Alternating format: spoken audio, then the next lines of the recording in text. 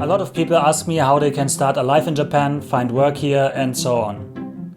The one thing you will always need if you want to do this is a visa. There are 27 different types of long stay visa in Japan, and in this video I will give you an overview over the ones I think apply to most of you and show you what you need to do to get them. Let's start simple. At the moment, Japan has visa exemption agreements with 68 countries in the world. If you are a citizen of one of these countries, you are allowed to enter Japan without a visa, as long as you do not engage in paid activities. You are allowed to stay for up to 90 days. Exceptions are citizens from Brunei, Indonesia and Thailand, which are allowed to stay for up to 15 days, and citizens from the United Arab Emirates, which can stay for 30 days. If you are not coming from one of these countries, but for example from Russia or China, you will have to apply for a tourist visa in advance at your local embassy or consulate. These applications have one difficult requirement. You will need an invitation and guarantee from a person that is living and working in Japan. Obviously, this is not doable for most people visiting Japan for the first time. However, there is an alternative. Travel agencies can issue valid letters of guarantee as well. So either book your whole trip with one or ask them just to help you with the guarantee. One agency I have made good experiences with is japantravel.ru for Russian citizens. A requirement for coming to Japan as a tourist is a return flight ticket within your granted period of stay. When I came to Japan last year, I came on a tourist visa and then changed it to a spouse visa here. That's why my return flight was about 200 days after my arrival. This resulted in the airline not letting me check in at my home airport in Munich, because if I would have been denied entry to Japan, they would have been responsible for bringing me back to Germany. In the end, I had to buy an additional cancelable return ticket for 3,759 euros and 29 cents. I returned it once I was in Japan for a fee of 60 euros. So please make sure you get your return tickets done right. If you want to come to Japan, you probably also want to work here. Important rule: you are not allowed to work in Japan without a work visa. There are 13 different types of work visa. For example, the instructor's visa allows you to teach at public schools. This is the visa you will get when coming to Japan as an ALT or Assistant Language Teacher with the JET program or Interac. If you want to work at a local English school or eikaiwa, you will need the Engineer Specialist in Humanities International Services visa. This is also the one you are looking at if you want to work here as a software engineer, for example. If you want to come as an artist, intra-company transferee or entertainer, that's also covered by a separate visa each. What all of these work visas have in common is that they require a certificate of eligibility, which your future employee will apply for and then send to you. This is the most important piece of paper for your visa application. Once you have it, you can bring it along with your application form, your passport, pictures and maybe some other documents depending on your visa type to your local embassy or consulate. They will then, usually within 5 business days, issue your visa. Be aware though that one of the requirements for a certificate of eligibility for a work visa is to either have a relevant bachelor's degree, not an associate's degree, or 10 years of relevant professional experience. Non-skilled jobs do not qualify for a work visa in Japan. You cannot come here and work at McDonald's, for example. If you don't have a degree but want to come to Japan anyway, stay with me, I will cover that in a bit. But first I want to talk about a special type of work visa, the business manager visa. If you want to start a business in Japan and are not on a spouse or permanent visa, this is the one you need. You will have to make an investment of 5 million yen or more into your own company, have a physical office, which is not in your apartment and also not a virtual one, and a specific, reasonable and feasible business plan. Once again, if you are inexperienced in the field you want to enter, your chances of getting this visa are small. You will probably also need a lawyer at some point in your application process, and this is why I will keep it short here. For more information on the Business Manager Visa, please check the link in the description box, which is down here. Now let's move on to the visa that do not require a degree. Let's move on to the Cultural Activities Visa. If you are like me, then you are interested in a specific Japanese art. This can be flower arranging, tea ceremony, or a martial art like judo or aikido. These things are covered by the Cultural Activities Visa. To be able to apply, you need to have documents showing your experience in the desired field of activity.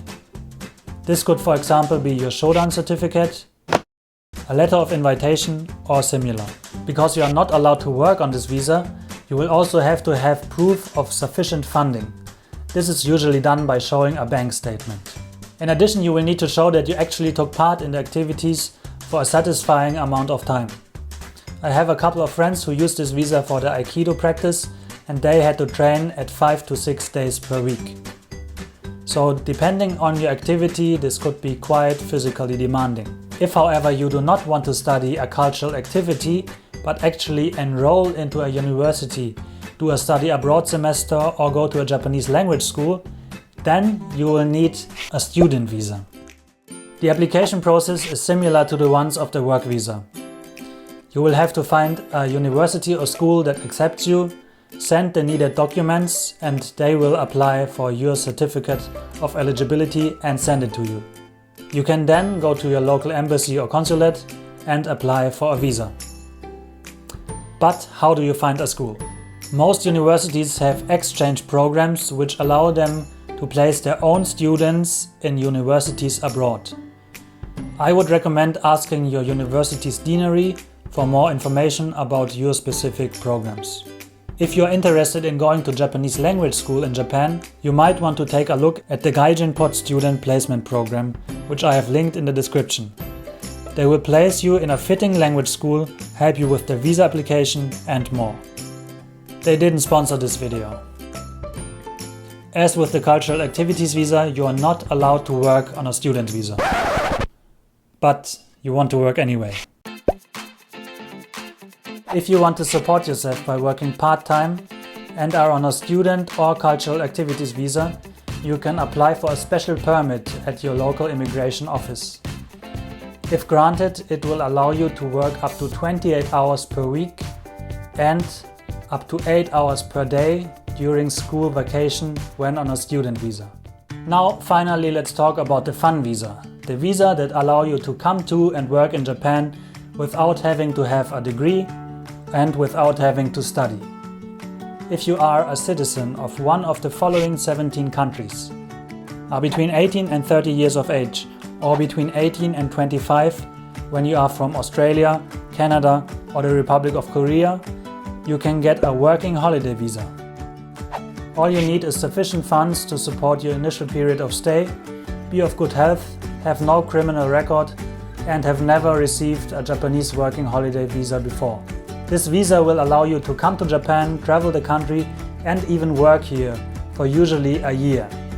The exact requirements and extent of the visa vary a bit by country, so it is best if you click the link in the description, scroll down to headline number 3 and click your country. For example, if you are Canadian, you can click on Canada and see everything you need.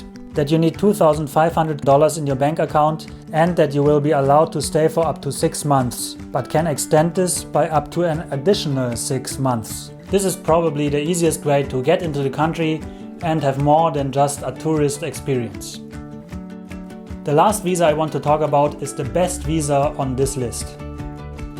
You will be allowed to work, start your own company, or do nothing at all and still stay in Japan. What you need to do, however, is marry a Japanese citizen. As I have told you in the beginning, I came to Japan on a tourist visa and then changed it to a spouse visa. This is not guaranteed to work, albeit it works quite often.